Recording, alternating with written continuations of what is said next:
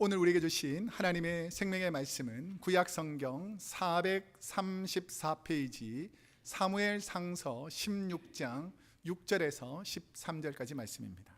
그들이 오매 사무엘이 엘리압을 보고 마음에 이르기를 여호와의 기름 부으실 자가 과연 주님 앞에 있도다 하였더니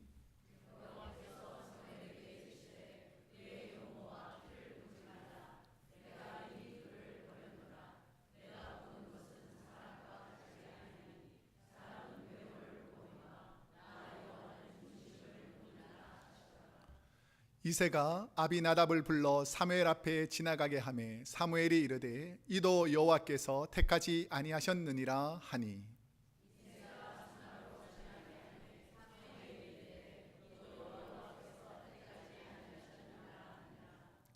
이새가 그의 아들 7을 다 사무엘 앞으로 지나가게 하나 사무엘이 이새에게 이르되 여호와께서 이들을 택하지 아니하셨느니라 하고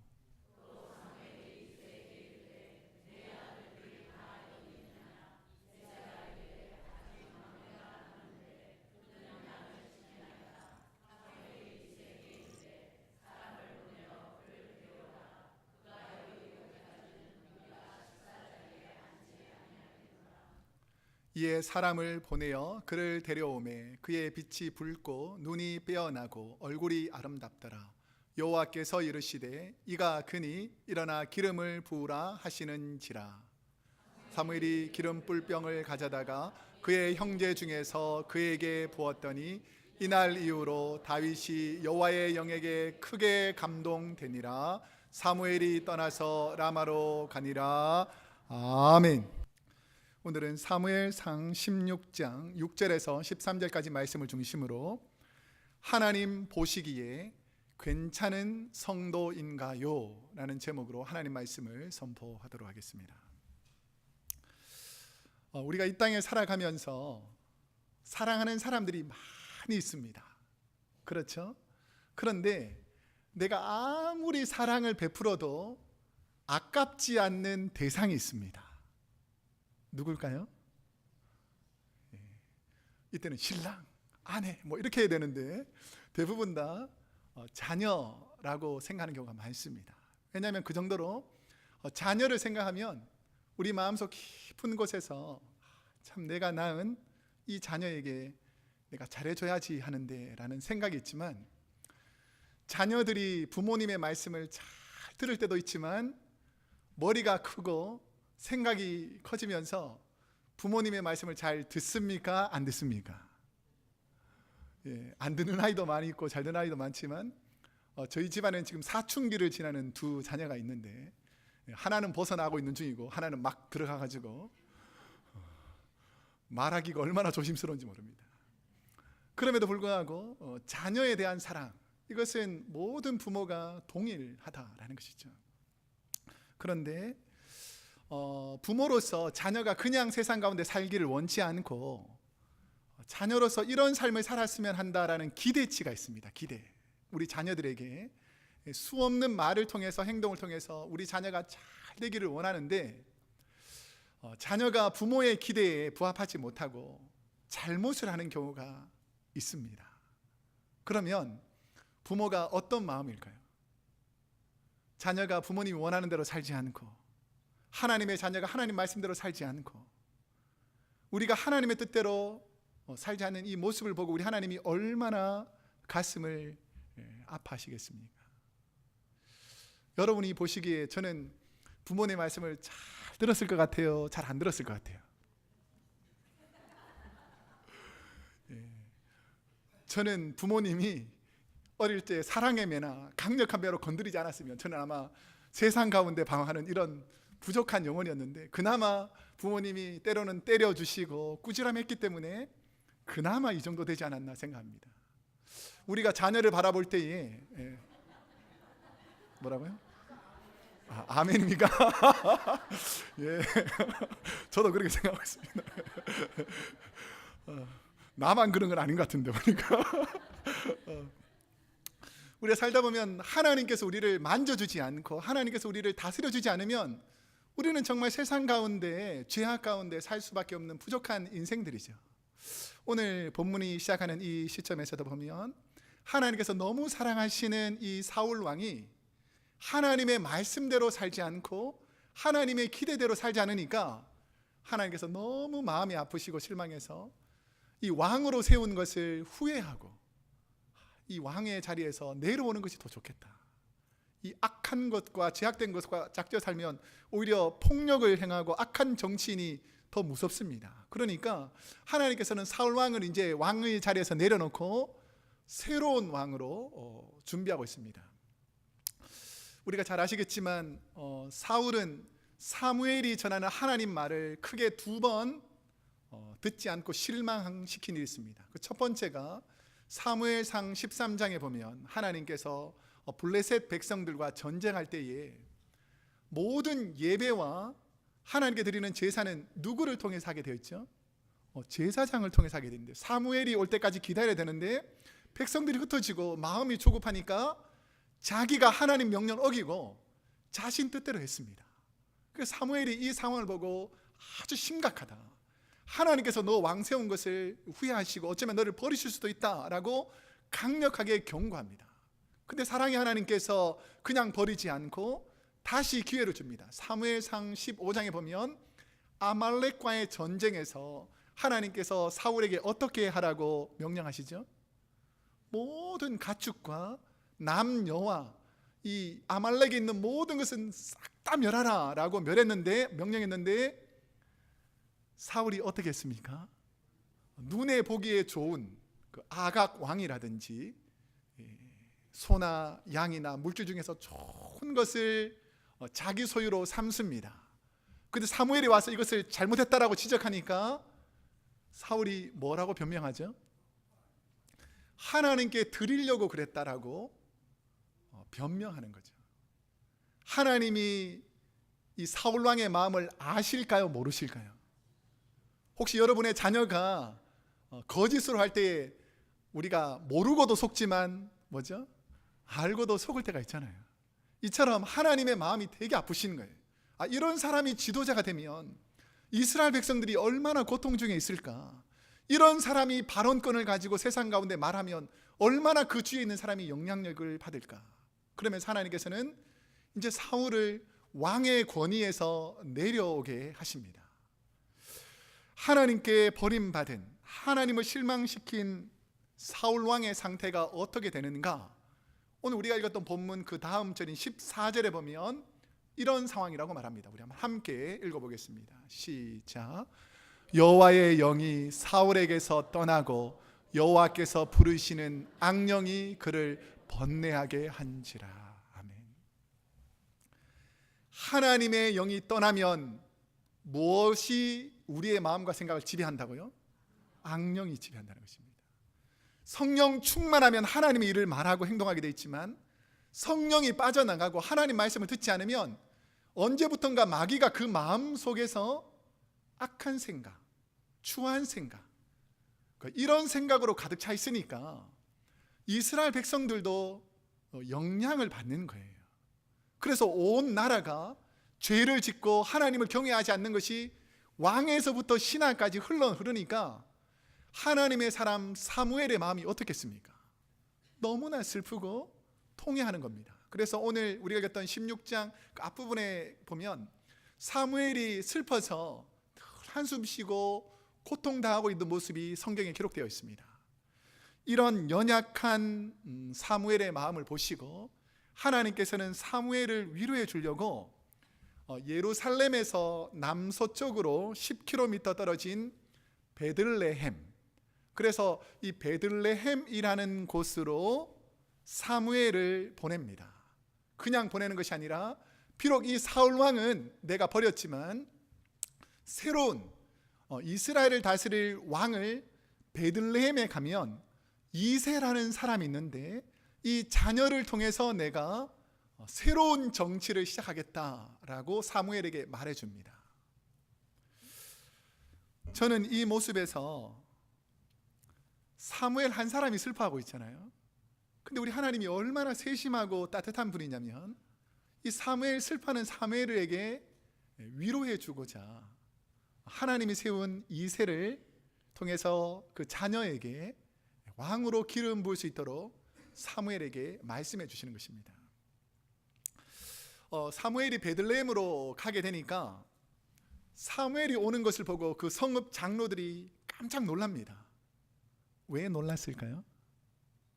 그 사무엘은 순회 통치를 하는 선지자 겸 사사였습니다.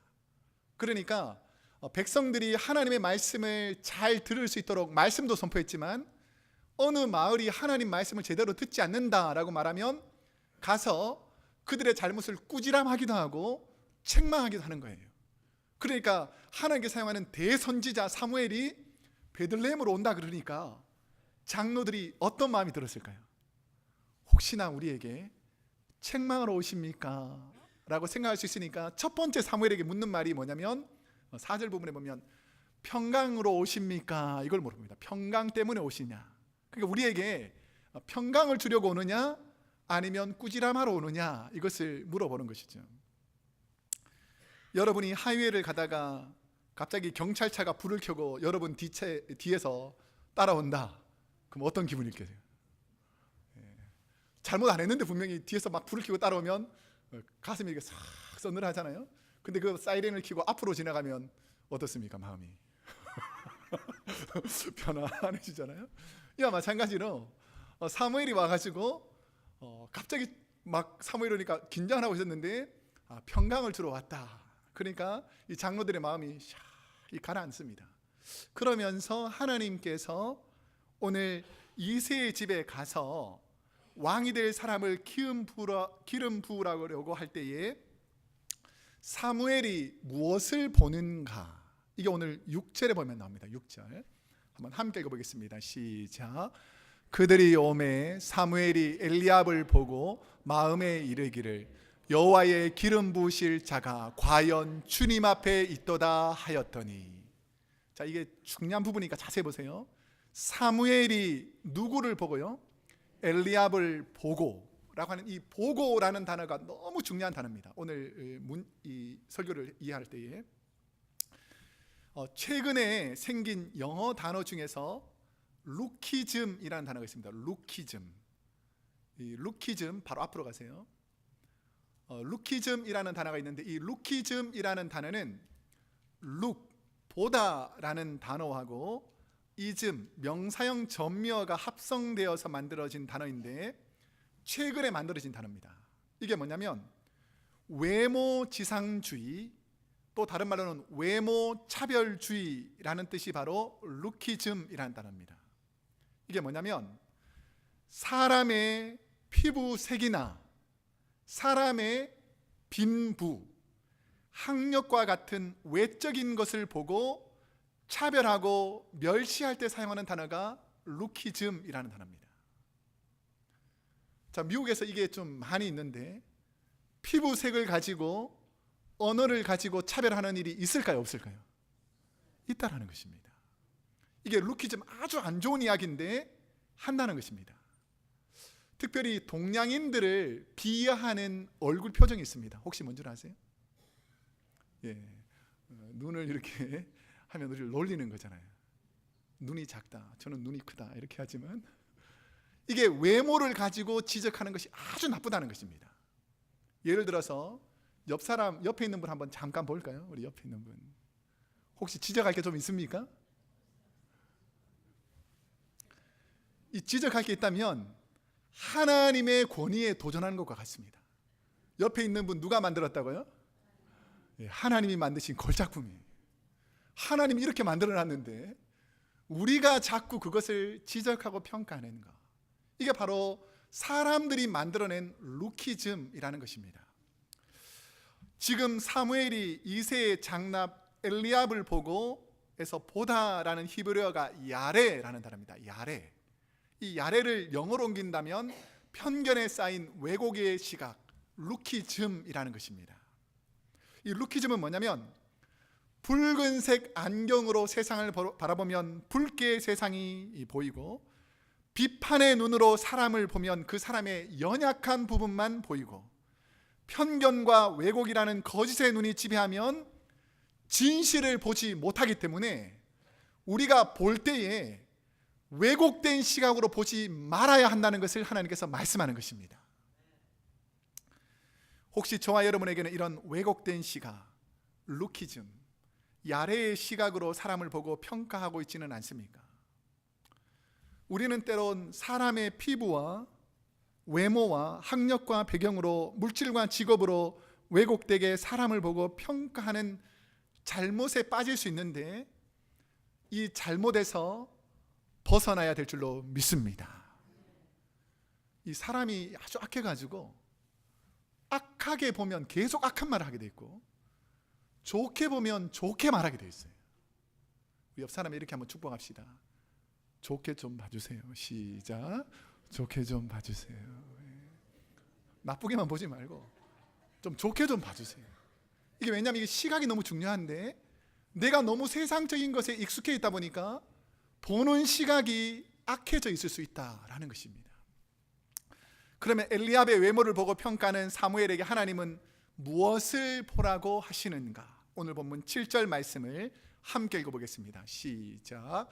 여호와께서 사무엘에게 이르시되 그의 용모와 키를 보지 말라. 내가 이미 그를 버렸노라. 내가 보는 것은 사람과 같지 아니하니 사람은 외모를 보거니와 나 여호와는 중심을 보느니라 하시더라. 아멘. 이 7절을 자세히 보시면 보다라는 단어가 4번 나옵니다. 이 4번 나오는데 2번은 인간의 시각으로 보다라는 뜻이고, 또 다른 2번은 하나님이 사람을 보는 시각, 이런 시각이라는 거예요. 이 땅에 우리가 눈을 가지고 보는 사람이 많은데, 하나님의 시각으로 사람을 보느냐, 세속적인 인간의 눈으로 보느냐에 따라서 똑같은 사람인데 완전히 다르게 보인다는 것입니다.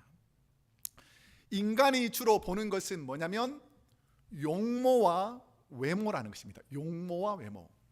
이 용모라는 히브리어는 마르라는 단어인데, 내면과 관계없이 얼굴 생김새나 겉모습으로 사람을 판단하는 것이라는 뜻입니다.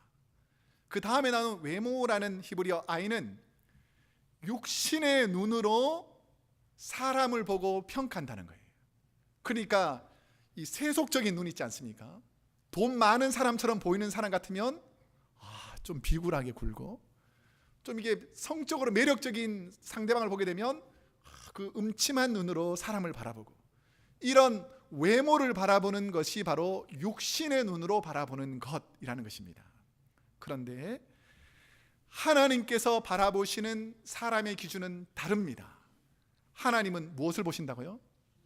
중심을 보신다라는 것인데, 이 중심이라는 히브리어가 레브라는 단어인데, 이 레브라는 뜻이 뭐냐면 이 중심이라는 원뜻이 마음과 생각이라는 뜻입니다. 하나님은 뭘 보신다고요? 마음과 생각. 그러니까 우리의 중심이 뭐냐면 겉으로 드러나는 것이 아니라, 하나님은 여러분의 마음과 생각, 그 중심을 보시고 그 사람을 판단한다는 것입니다. 그 사람의 하나님을 사랑하고 교회를 사랑하는 마음, 저희가 얘기하다 보면 그 사람이 얼마나 교회를 사랑하는지, 하나님을 사랑하는지 느껴집니까? 안 느껴집니까? 느껴지죠. 그걸 보면서 이 사람이 이런 분이구나 라고 판단하라는 것입니다. 그 다음에는 성도와 목회자, 주위에 있는 사람들을 대하는 마음, 그 마음을 보면 이 사람이 진짜 하나님 사랑하는 사람인지 그 중심이 보인다라는 것입니다. 세상적인 기준으로 보는 여러분이 그 눈을 가지고 있었다면, 오늘부터 중심을 보시는 하나님의 눈이 저와 여러분에게 있기를 축복합니다. 엘리압이 아니라는 말을 듣고 이새는 누구를 사무엘에게 보여주는가? 여기가 아주 중요합니다. 엘리압이 아니다 라고 말했을 때에 이새가 누구를 보여주고 있는지, 그리고 사무엘의 시각이 어떻게 바뀌었는지 8절과 9절을 한번 읽어보겠습니다. 시작. 이새가 아비나답을 불러 사무엘 앞을 지나가게 하매 사무엘이 이르되 이도 여호와께서 택하지 아니하셨느니라 하니, 이새가 산마로 지나가게 하매 사무엘이 이르되 이도 여호와께서 택하지 아니하셨느니라 하니라. 아멘. 자, 8절과 9절을 자세히 보면 좀 전까지 실수한 인간의 시각, 사람의 시각 중심으로 보지 않고 엘리압이 좋겠다라고 판단했던 사무엘이 보는 시각이 하나님 말씀 듣고는 완전히 바뀌었습니다. 이전에는 눈에 보이는 대로 판단했는데 이제는 뭐라고 8절과 9절에 말하냐면 여호와께서 택하지 아니하셨느니라. 지금 사무엘 눈에도 지금 어떤 시각이 들어왔다고요? 여호와께서 보는 시각이 들어오니까 이전엔 엘리압 하면 이 사람 같다, 아비나답, 삼마 이렇게 보지 않는다는 것입니다. 이제는 하나님의 시각으로 딱 바라보니까 이 사람이 기름 부을 자인지 아닌지를 하나님께서 말씀을 통해서 깨닫게 해주신다라는 것이죠. 만약 여러분이 이새라면 이새의 마음속에서 이스라엘 왕을 누구로 선택하고 싶었는지가 이새의 마음이 잘 드러나는 성경 말씀이 오늘 본문에 나옵니다. 이새는 누가 왕이 됐으면 좋겠다라고 생각하고 있었을까요? 누구죠? 엘리압이죠. 엘리압이라고 생각했으니까 제일 먼저 보여줬을 거 아닙니까? 그 다음에는 누구라고 생각했을까요? 아비나답, 둘째를 앞으로 보낸 거죠. 그러니까 첫째가 안 된다고 생각하니까 그 다음 둘째를 보냈습니다. 그럼 둘째도 아니다 그러니까 몇째를 보냈을까요? 셋째 삼마를 보냅니다. 그럼 셋째도 아니라 그러니까 성경에는 안 나오는데 그 다음 몇 번째 보냈을 것 같아요? 셋째 했다니까요. 몇 번째? 넷째. 넷째도 아니라 그러면 누구를 보냈을까요? 다섯째, 여섯째, 일곱째. 이 기준이 어디에 있습니까? 사무엘과 이새의 기준이 다른 게 뭐냐면 하나님은 하나님의 기준으로 사람을 평가하고 보기를 원하는데 이새의 마음속에는 세상이 첫 번째를 제일 중요시하니까, 그 다음엔 둘째니까, 그 다음엔 셋째니까 세상적인 가치관으로 보면서 아니다라고 하는 것에서 이새가 지금 무언가를 깨달아가고 있다라는 것입니다. 세상은 철저히 인간적인 순서를 세웁니다. 세상의 서열, 줄서기를 강조합니다. 더 많이 가진 자, 더 힘센 사람이 세상을 지배하는 세상의 기준이 이새의 마음속에 가득해 있다 보니까 그냥 세상 사람들이 하는 대로 그렇게 평가하고 일하더라는 것입니다. 7번째까지 모두 왕의 후보가 아니다라는 이 상황을 바라보는 이새의 마음이 어떻겠습니까? 너무 안타까웠겠죠.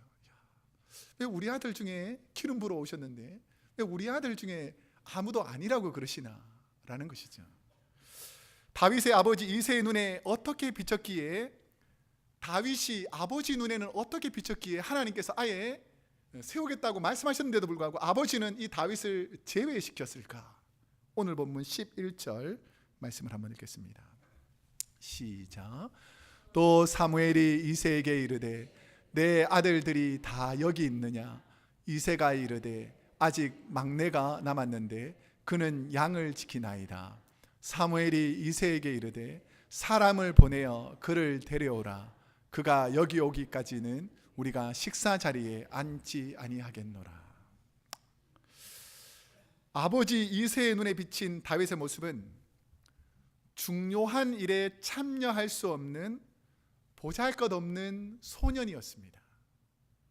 우리 마치 동화 속에 신데렐라처럼 왕궁에서 잔치를 벌여서 초청을 받았어도 계모에게 버림을 받아 왕의 잔치에 참여할 수 없었던 신데렐라처럼 아버지 이새는 다윗에게 대선지자 사무엘이 와서 형들과 중요한 예배를 드리니까 너는 바깥 어두운 데 가서 양이나 치고 있으라 라고 제외시킨 것입니다.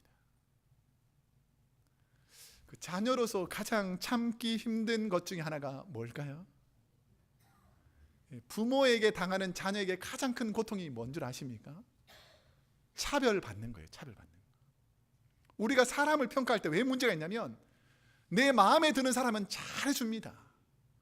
그런데 내 마음에 들지 않는 사람은 차별한다는 거예요. 비록 사랑을 베풀고 은혜를 베풀어도 차별받는 것은 그 세상 가운데 살기가 쉽지 않습니다. 부모의 기대치에서 벗어나 부모님의 인정에서 벗어났다. 그 다윗이 이 상황이 되었을 때 얼마나 가슴이 아프겠습니까? 형들은 7은 다 수임받고 있는데, 우리가 성경 우리 구석구석을 자세히 읽어보면 다윗을 부르러 가는 게 형들이 아니거든요. 그러니까 종들도 충분히 많았다는 것입니다. 그런데 이 다윗은 엄밀히 따져보면 종들만도 못하고 자녀들과는 전혀 비교가 되지 않는, 그래서 완전히 천대받는, 그래서 중요한 사람이 오니까 너같이 작고 보잘것없는 우리와 다른 너는 그냥 피해 있어라, 이런 것과 똑같다라는 것입니다. 부모님께 인정받지 못해 들판에서 양을 치던 다윗은 어쩌면 아버지 이새에게 깊은 상처가 있을 수도 있습니다. 차별받았으니까. 그런데 성경 어느 한 구절에도 다윗은 아버지 이새를 향한 항의나 원망이 나오지 않습니다. 왜 그랬을까요? 제가 이 부분을 깊이 들여다보니까 이새가 바라보는 사람의 기준과 다윗이 바라보는 사람을 보는 기준이 달랐다는 거예요. 세상 사람들 같으면 삐치고 원망하고 항의하는데 다윗은 그렇지 않다는 것입니다. 하나님의 뜻이 있겠지라고 하나님을 바라보는 것입니다. 여러분, 하나님 바라봐야 흔들리지 않는 줄로 믿습니다. 사람 말을 듣지 마세요. 마귀가 속삭이는 그 말을 듣지 마세요. 우리가 왜 자꾸 실족하고 넘어지냐면 사람들이 말하는 것이 마치 그게 진리인 것처럼 헛된 것을 보고 자꾸 그것으로 판단하기 때문입니다. 그러면 사무엘의 눈에 비친 이새의 막내 아들 다윗은 어떤 모습인가? 자, 12절 함께 읽겠습니다. 시작. 이에 사람을 보내어 그를 데려오매 그의 빛이 붉고 눈이 빼어나고 얼굴이 아름답더라. 여호와께서 이르시되 이가 크니 일어나 기름을 부으라 하는지라. 아멘. 자, 이 12절이 오늘 말씀에서 아주 중요한 부분인데요, 시각이 바뀌어 있습니다. 사무엘의 시각이. 6절에서는 사무엘이 엘리압을 볼 때 뭐로 봤죠? 인간적인 시각으로 봤습니다. 그런데 이 12절에서는 하나님께서 여러 번 테스트하는 걸 통해서 하나님의 시각으로 돌아오는 것을 알 수 있습니다. 사무엘이 다윗을 보고 평가하는 기준이 한 3가지가 나오는데, 그 첫 번째는 빛이 붉고라는 것입니다. 빛이 붉고. 이 빛이 붉고라면 사람들이 생각할 때 어려서 얼굴빛이 붉다 이렇게 생각하는데 그게 아니고 원어에 보면 머리카락이 붉다라는 뜻입니다. 그 원래 뜻이 뭐냐면 중동에는 사람들이 다 머리 색깔이 무슨 색깔일까요? 검은 색깔이죠. 그런데 머리 색깔이 좀 붉다 그러면 어떻게 생각할까요? 다르다. 여러분, 다른 거하고 틀린 게 다르잖아요. 근데 다른 것을 잘못됐다라고 평가하는 경우가 있습니다. 1부 때는 안 했는데 제가 생각이 나서 2부 때 잠깐 나눠드리자면, 저희가 여름 방학이 되면 저희 부모님이 저희를 할머니 댁에 데려갔다가 그 다음에 이제 그 부모님은 먼저 울산으로 가시고 우리가 거기 방학 동안에 한 달 동안 그 시골에 있을 때가 있었습니다. 시골에서. 그런데 우리 할머니가 우리가 어릴 때에 저희 누나도 머리가 좀 노랗고 좀 노랗게 바뀌고 저도 좀 노랗게 바뀌고 우리 여동생도 바뀌고 우리 막내도 바뀌니까 할머니가 어떻게 한 줄 아세요? 잘못됐다고 빡빡으로 다 밀어버렸어요. 4명을 다. 어릴 때. 지금도 생각해보면 다른 게 잘못된 게 아닌데 이 다윗은 어릴 적부터 머리 색깔이 붉다 이것 때문에 많은 어려움이 있었을 겁니다.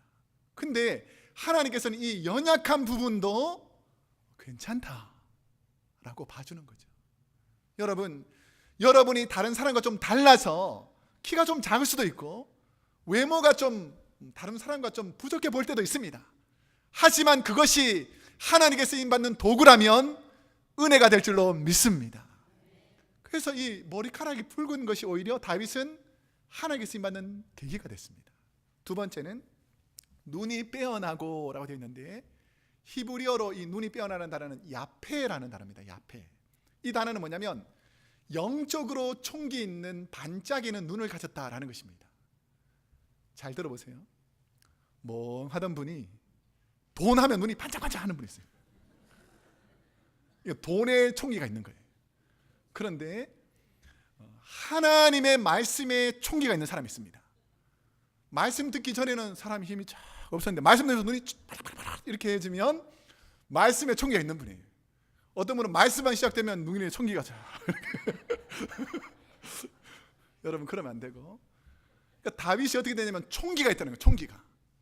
하나님의 사자가 딱 보니까 이 자녀는 영적으로 눈에 총기가 있다, 하나님께 사용하시는구나, 이것이 벌써 이제 사무엘의 눈에 보이기 시작하더라는 것입니다. 세 번째, 얼굴이 아름답다. 이것은 뭐냐면 마음 중심에서 풍겨 나오는 영적인 아름다움을 말합니다. 우리가 하나님 보실 때 하나님이 외모를 보신다 그랬습니까? 중심을 보신다 그랬습니까? 중심이죠. 그러니까 옆 사람이 신앙생활을 잘하는 그런 분이 아름다워야 됩니다. 우리 옆 사람에게 이렇게 다시 한번 축복합시다. 당신을 보니 주님을 뵙는 것 같습니다. 시작. 당신을 뵈니 주님을 뵙는 것 같습니다. 찔리는 사람 많죠? 저도 많이 찔리는데, 여러분 주님처럼 살아야 합니다. 그래야 중심이 보이는 거죠. 이 표현에서 알 수 있듯이 사무엘은 더 이상 세상적인 기준, 인간적인 마음에서 사람을 보지 않고 하나님의 마음, 영적인 중심을 보는 영적 지각, 하나님의 시각을 가지게 되는 것입니다. 그러면서 저는 이 모습을 바라보는 아버지 이새의 모습을 한번 생각해 보게 되었습니다. 대부분 설교의 주제는 사무엘하고 다윗에게, 그 형제들에게 집중된 경우가 많은데, 제가 오늘 말씀에서 진짜 전하고 싶은 것은 이새에 관한 것입니다. 이새. 아버지 이새가 지금 자녀들이 8이나 있잖아요. 그러면서 자신은 늘 세상적인 시각을 가지고 자녀를 바라봤습니다. 어쩌면 이 이새 마음속에는 편견이 없는 것 같지만 세상적인 눈으로 편견이 가득 차서 자녀들을 대했을 수도 있겠다라고 이새는 생각했겠죠. 제가 말씀을 준비하면서 계속 하나님께서 제게 주시는 마음은 다윗의 아버지 이새가 어떤 사람이기에 하나님께서는 이새의 아들에게 이런 복을 주시나 생각을 해보게 되었습니다. 얼마나 이새가 복 받겠습니까? 자기 아들이 왕이 되었다. 이게 얼마나 큰 복입니까? 이새가 하나님의 말씀 앞에 철저히 순종하는 사무엘의 모습을 보면서 다윗의 아버지 이새는 기름 부음 받는 다윗을 보는 시각이 분명히 달라졌을 거예요. 사무엘이 기름 붓기 전에 이 다윗을 보는 것하고 사무엘이 기름 부은 후에 다윗을 보는 시각이 달라졌을 거예요. 그럼 이새는 도대체 어떤 사람인가? 그 이새에 관해서 다윗 후대에 있는 예수님 탄생 700년 전에서 이사야라는 선지자가 예수님에 대한 예언을 하면서 이새가 등장합니다. 이사야 11장 1절 말씀을 우리 한번 함께 읽어보겠습니다. 시작. 이새의 줄기에서 한 싹이 나며 그 뿌리에서 한 가지가 나서 결실할 것이요 그의 위에 여호와의 영 곧 지혜와 총명의 영이요 모략과 재능의 영이요 지식과 여호와를 경외하는 영이 강림하시리니. 아멘. 이새의 줄기라는 표현에서 하나님은 왜 이새를 선택했는가를 생각하며 이새를 중심으로 더 깊이 한번 묵상해 보았습니다. 이새는 누구인가? 이새가 누구죠? 룻기서에 나오는 보아스와 모압 여인 룻사에서 태어난 아들이 오벳이고 오벳의 아들이 이새입니다. 그러니까 당시 부자였던 할아버지 보아스와 이방 여인 할머니 룻의 손자로 이새는 태어나서 모계 사회인 이스라엘에서, 이스라엘은 주로 어머니들과 할머니가 자녀와 손자들 교육을 도맡아 했습니다. 그러니까 아마 이방 여인, 외로운 여인, 이 여인에게 가장 관심 있었던 오벳과 그 손자 이새에게 이 이방 여인 룻이 신앙 교육을 했을 것이 당연하다는 것입니다. 그러니까 이 이새에게 복을 줄 때에 하나님께서 영향력을 크게 생각했던 사람이 룻이라는 여인이고, 이 룻이라는 여인은 하나님께서 이새를 통해서 나왔던 그 다음 인물이 다윗 아닙니까? 그래서 신약의 예수님의 족보 가운데 5명의 여인이 들어가는데 누가 들어간 줄 아세요? 이 룻이 들어갑니다. 그처럼 이 이새 줄기에서 한 싹이 나온다라고 말하는데, 이 한 싹은 성경 주석학자들이 대부분 장차 오실 메시아 예수님을 말할 때 이 한 싹이라고 합니다. 그럼 이새 줄기에서 한 싹이 나며 라고 되어 있죠. 자, 여러분 같으면 이새의 줄기 말고 누구의 줄기에서 예수님이 나온다라고 성경을 기록하면 더 멋지겠어요? 우리가 생각해 보면 이스라엘에서 최고 영향력이 있고 힘이 세고 화려한 삶을 살았던 사람이 다윗 왕입니다. 그러니까 다윗의 줄기에서 한 싹 예수님이 나며 이렇게 하면 가장 무난하잖아요. 근데 성경은 보잘것없어 보이는 이방 여인 룻의 손자 이새의 줄기에서 예수님을 소개하고 있다는 것입니다. 저는 다윗과 같은 훌륭한 왕이 아닌 초라한 이방 여인 룻의 중심에 하나님의 그 마음, 하나님을 사랑하는 그 마음, 하나님이 그 룻의 중심을 보시고 이새의 줄기에서라고 말했다는 것입니다. 그러면 룻이 어떤 형편에 있었던 여인인가? 잘 아시겠지만 룻은 남편도 잃고 재산도 다 잃고 이제는 아무것도 없는 상황에서 시어머니가 이 베들레헴으로 이스라엘로 다시 되돌아온다 그러니까 이 룻이 누구를 붙잡습니까? 하나님을 붙잡는다는 거예요. 자, 룻기 1장 16절 말씀을 한번 함께 읽어보겠습니다. 시작. 룻이 이르되 내가 어머니를 떠나며 어머니를 따르지 말고 돌아가라 강권하지 마옵소서. 어머니께서 가시는 곳에 나도 가고 어머니께서 머무시는 곳에서 나도 머물겠나이다. 어머니의 백성이 나의 백성이 되고 어머니의 하나님이 나의 하나님이 되시리니. 아멘. 불쌍한 이방 여인 룻, 그의 손에서 자란 이새, 하나님 외에는 의지할 분이 없는 이 이방 여인 룻의 중심을 보시고 하나님은 첫 번째 남편은 죽습니다. 모압 땅에서. 그런데 이스라엘에 되돌아오니까 하나님께서 누구를 준비하죠? 보아스라는 하나님의 사람을 준비합니다. 그리고 이 룻과 보아스를 통해서 누가 태어난다고 그랬죠? 오벳이 태어나고 그 아들이 바로 이새입니다. 아마 이 불쌍한 여인에게 가장 큰 선물이 있었다면, 형제도 없고 가족도 없고 친척도 없는 이 연약한 이 룻에게 하나님께 허락하신 귀한 남편, 그리고 그를 통해 태어난 아들 오벳, 그 손자 이새를 보는 룻의 마음이 얼마나 날마다 가슴 벅차고 뜨거웠겠습니까? 저는 이 룻하고 아주 비슷한 사람이 저에게는 한 명 있습니다. 제가 저희 가정 얘기를 해서 좀 죄송한데 룻과 같은 분이 저에게는 저희 어머니입니다. 그 저희 어머니는 한국 전쟁이 벌어지던 6.25 시절에 한 5살, 4살 요 정도 나이였습니다.